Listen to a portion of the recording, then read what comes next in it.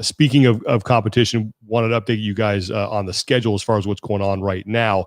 We had another, it's indefinite postponement. So basically akin to a cancellation as far as 2020 is concerned. The Asia CrossFit Championship that was originally scheduled for July 3rd through the 5th, they have canceled. So the next scheduled event, and this is not a sanctioned event anymore because it's going to take place purely online, but the next scheduled thing that we have here is the Rogue Invitational, and that is June 13th through the 14th. There's no team or legends competition. And again, it's all online, and we don't know what that's going to look like, but there will be some sort of competition there. But I just wanted to sort of reset what's kind of gone on this season so far so people can kind of maybe wrap their heads around what's been happening here. But we only had 11 sanctioned events that took place. And then I think only 10 of them had team competition. So we've only had 10 teams qualify, but we've had 11 invites handed out from the sanctioned event. So 8 events have been canceled this year. Now that includes Cape Town. That had nothing to do with the coronavirus, but they were off the schedule. Mm-hmm. And then Rogue is no longer sanctioned. They're no longer sending someone to the games. Yeah. Because they're doing it completely online. So now that's 9 invites that we're not going to have. So that's, when you add that in with the 11 that have already taken place, that's 20. So you have 8 events out there that have yet to pull the plug by my count, because you had 28 going in the season. Yeah. And then you only have 2 right now that are actually scheduled with a date. And that's Reykjavik. That's June 26th through the 28th. And the Down Under CrossFit Championship, July 3rd through the 5th. So that's where we stand right now. There's no indication as far as what Reykjavik is planning on doing, if they're looking at maybe pushing back even farther. And we haven't heard anything about the Down Under CrossFit Championship. But right now, it looks like we may only have 2 more invites handed out unless we suddenly see a slew of rescheduling going on. Yeah, I don't know. Maybe this is the optimist in me, but I think, actually, I don't know. I was trying to think about the logistics of a country like Iceland being able to hold, the event in, 8 weeks time, 9 weeks time. Just because they have such a small population and they're basically on an island and they have very controlled traffic in and out. They're relatively low on the scale as far as countries and cases with, just under 1,800 total confirmed cases, only 10 deaths, and they're not really adding much per day. So things may be very well controlled, but it's just curious, what will the travel restrictions be by then? Right. But I think I would not be surprised to maybe see Reykjavik happen to some extent under scaled down. But who knows? I think it was very difficult for China to, I'm not surprised by the Asia CrossFit Championship because China being in the epicenter of it, it's going to be hard for them for quite some time. There was also to clear up on something that the Asia CrossFit Championships Instagram disappeared for a little bit, and people were worried about what the implications of that were. My understanding in talking with people over there, that it was just their account got flagged for some reason, and then they had to get it back working, and they got it back up and everything. So it's back good to go. And another interesting thing on top of this that I forgot to jot down: Italy is going through a rebrand. Italian showdown, so they've removed CrossFit from their name. They said they're still a sanctioned event for 2020, and I think they're planning on trying to hold the event sometime in 2020, whether it's before the games or after. But they're planning on holding additional events throughout the year, and so they're removing the CrossFit moniker for that to keep the branding identical across all the platforms. However, I'm very curious because they did not mention in the Instagram post about it any mention of 2021 and being sanctioned going forward. So I wonder if maybe that's if there's maybe more to that there and worth a closer look to see if some events are starting to pull back. Yeah, because I think that one thing that we've talked about a lot is that there's huge financial aspect to this right Mhm. now. When you get this far down the road, I mean, their checks have been written. People have been paid at least deposits. You have to reserve spaces. You have to start, thinking about travel. You got to think about lodging, stuff like that.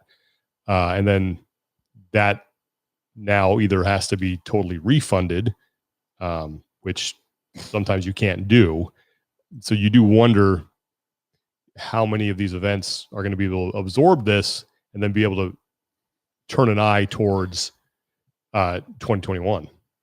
Yeah, and we talked with Matt O'Keefe about like they're keeping options open, maybe even holding West Coast Classic after the games, still having that event this year as a way to, keep the momentum going and provide some sort of outlet and an event for the community, regardless. Because a lot, like for them, it's not just about the elite; they have like umpteen divisions across all all categories, so they want to continue to provide that platform for people. So. It just feels like we're one by one slowly just like picking the herd out. It's what is that? What is that? It's like it's a famous movie trope, right? Where you have your collection, your group, your army, whatever it is, and then there's this this exterior threat that's like just outside of the peripheral, and one by one you see some like unnamed side actor get pulled and yanked, and all of a sudden the leader turns around and his crew's been like cut in half, just by people getting pulled. Like that's Predator. Like Predator, exactly. Like that's what it feels like. That we're one by one just having one of these and we're just like holding on for dear life. I am really curious. We talked about this kind of like the minimum work requirement for the games. I'm really curious and it's going to vary from event to event, but let's just take Vic for an example. What would be the minimum that they could do to hold an event and, not only hold a good event, but also, I don't want to say make a profit, but at least break even? What would that look like? I mean, travel restrictions are certainly going to impact that. If you can't have an in-person crowd, that's going to obviously impact a ton of stuff. That's going to affect sponsors. So is it even possible? Because you hear like other leagues talking about, like the NFL or Major League Baseball talking about, we couldn't hold a season without fans. Like for the NFL, I think I read that their team, their revenues, like only 15% of it is ticket sales. Yeah. So they can handle that. But for these events, I don't know if you feasibly can hold an in-person sanctioned event and not have fans present. Yeah, I just don't think so. Assuming that they have some sort of force majeure clause in their contract that allows them out of the deposits and things, or allows them to recoup some sort of the deposits, and maybe they have kept at least some of that cash from vendors and ticket sales to be able to refund it accordingly. It's almost a matter of like which is the lesser evil, right? Like in which situation do I lose less, right? Because it's going to be very hard to like break even under this circumstance. And when we talked about this before, if say you have 2,000 fans show up on a day, which is reasonable, at say it's $25 a ticket, that's $50,000, across 3 days, $150,000. We're talking like that's a significant chunk of the operating budget for a lot of these events. So if you take that away, I don't think that you'll be able to, because like the NFL, and this is why the NFL is so successful, every NFL owner starts out in the black before a single game is played because of the sponsorship and the TV network deals that they have in place. So every owner, like the operating profits that they get from having the games and from ticket sales and vendors and everything like that, that's just gravy. So it's just it's a matter of scale, and we're looking at a completely different type of market here in this regard, because we don't have that to look forward to. I don't know if it's even doable to do to have an event without fans in this landscape, unless you found a way to put on a good stream and charge for it. But even then, I mean, I don't know if you recoup the costs that you're going to need to recoup in order to put on the stream at a level where people are willing to shell out whatever that $20. I don't know what that would be, $10, $15. You'd have to do that math in your head. But, you know, as we've talked about a lot, it's not cheap to do a good stream. Yeah. So that might be something people are looking into. There's a lot of things, but yeah, I just don't see, I don't see the flexibility that other sports may have to hold events and play games without fans that I do. Like, I don't think CrossFit, at least the sanctioned events, have that luxury. Yeah. Unfortunately not.